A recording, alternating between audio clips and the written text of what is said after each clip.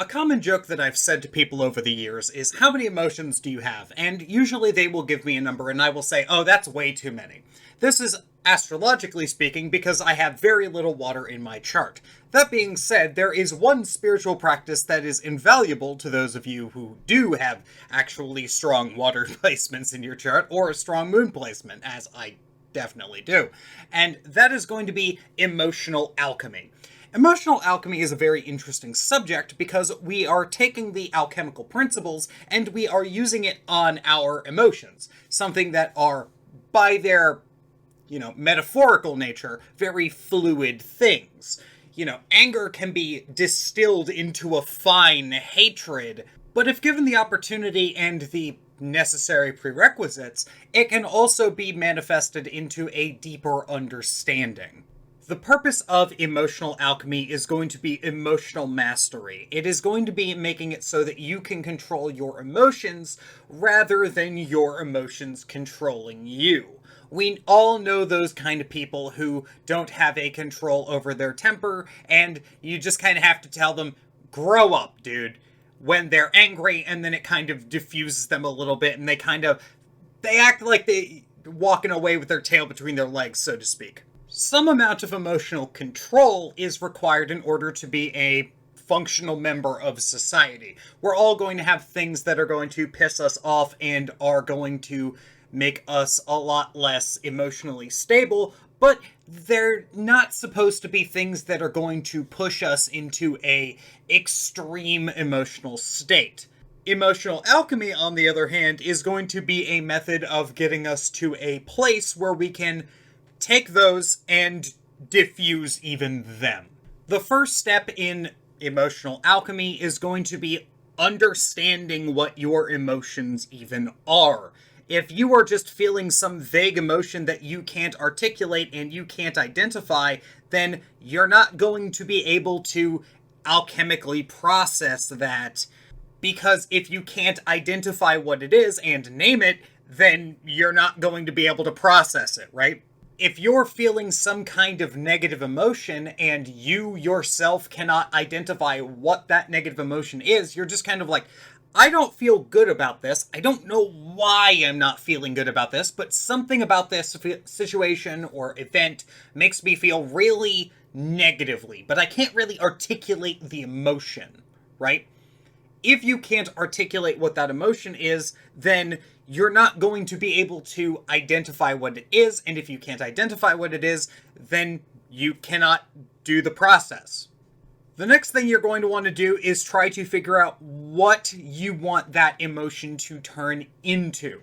For example, if you are trying to turn hatred and spite into a positive emotion, the easiest emotion that you can manifest with that is going to be motivation. If for some reason you have a negative, self-deprecating view of yourself, then motivating yourself to work harder, be better, and do more is going to be the best solution for that particular emotion. So, in this regard, you would set out and you would be like, I want to turn this emotion into something positive that is going to allow me to actually go ahead and do something productive with it. The next thing you're going to want to do is you are going to want to acknowledge that emotion without casting any judgment upon it. You are going to want to look at the emotion and be like, okay, this is the emotion I'm feeling. This is the essence of this emotion. This is why I'm feeling this emotion.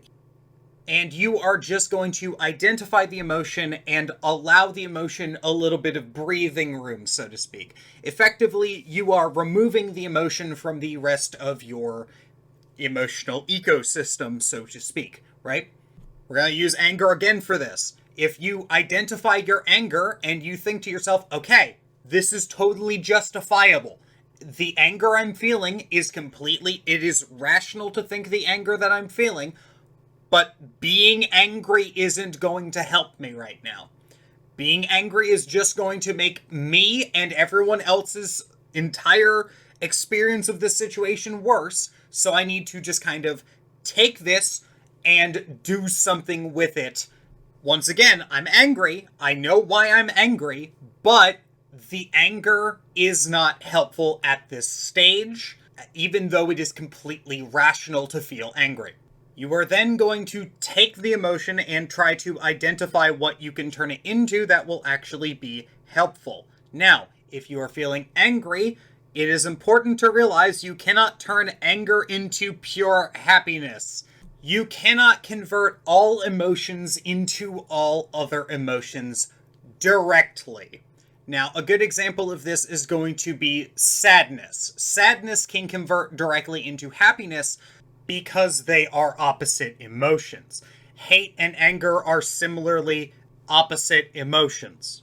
In general, the closer the initial emotion is to whatever you're trying to transmute it into, the easier time you will have transmuting it. It's going to be a lot easier transmuting happiness into calm than it would be transmuting happiness into disgust.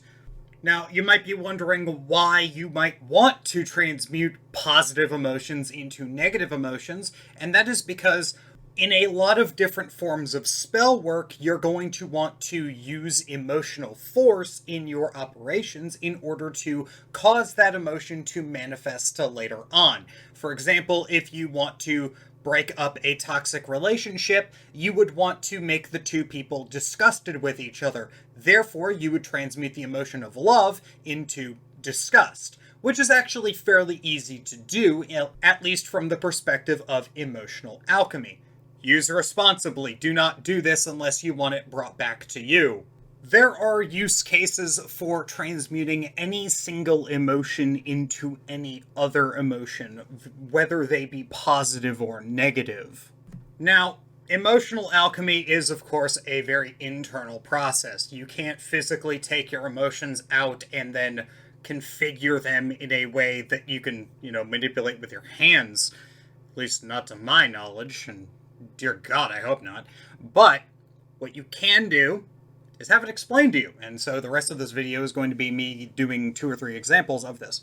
So, for example, let's say that you are angry and you want to transmute that anger into happiness, right? You would start with, obviously, the emotion of anger. And then you would take that emotion and then you would make it so that it's not directly affecting you. You would still feel the anger, but you would be like, okay, all right, let's calm down a little bit, right? Clearly, this is a lesson to be learned, right? You are adding some compassion to the reason you're angry, and then you go, you know what? This is a lesson. I'm going to take this as a learning opportunity, and I'm not going to be angry about it. I'm going to be happy for the learning opportunity. By adding compassion to the anger, you have diffused the anger, and then you are taking that and adding some understanding to it, and then you are transmuting that into happiness. Now, let's take an example where you want to convert a positive emotion into a negative emotion. Let's take happiness into sadness, right? Well, the easiest way to do that, if you are really ecstatically happy, is realizing that the moment is fleeting. You will never experience this exact moment of happiness ever again. And there is no way to know if this is the beginning of the end of the good times for you. In terms of, this is the good times, and then we have the bad times, right? We don't know if this is the beginning, this might be the peak of your life. And that in and of itself is a terrible thing. And if you are a magician, that is not going to happen, ideally not going to happen if you're casting spells for this kind of thing. But for some reason, if you need to develop that emotion of sadness, that is a good way of calling things up, knowing the ending of all things. And you will never experience this exact moment of happiness again. So it is a fleeting moment, and it will one day be a memory in your past. That is a very, very fatalistic way of interpreting that, but that is a pretty effective method of converting happiness into sadness, is, invoking the Reaper, so to speak. Now, it's worth noting that the reason you want to do this and master emotional alchemy is because if you are dealing with things that are really out of your norm, Emotional alchemy will help you regulate yourself, and it will allow you to develop a better sense of your emotional self. Because if you find yourself regularly transmuting one emotion into another, it might start to occur in the background without you needing to actually consciously do it if you are performing the process enough, right? This is how people become optimists. So I'm told. I have not been an optimist in my entire life.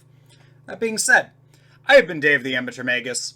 Hope everyone is having a good day. If you enjoyed what I did here, if you want to support the channel, link in the description of the Patreon, where you can get exclusive access to videos early, Patreon exclusive content, and the Occultic Manual series, which is a monthly write-up that I aim at being more instructional than what I have here on the channel, but less unapproachable than some of the old grimoires I want to talk about on the channel.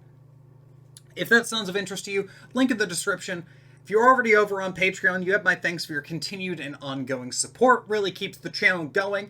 And as always, I will see you next time.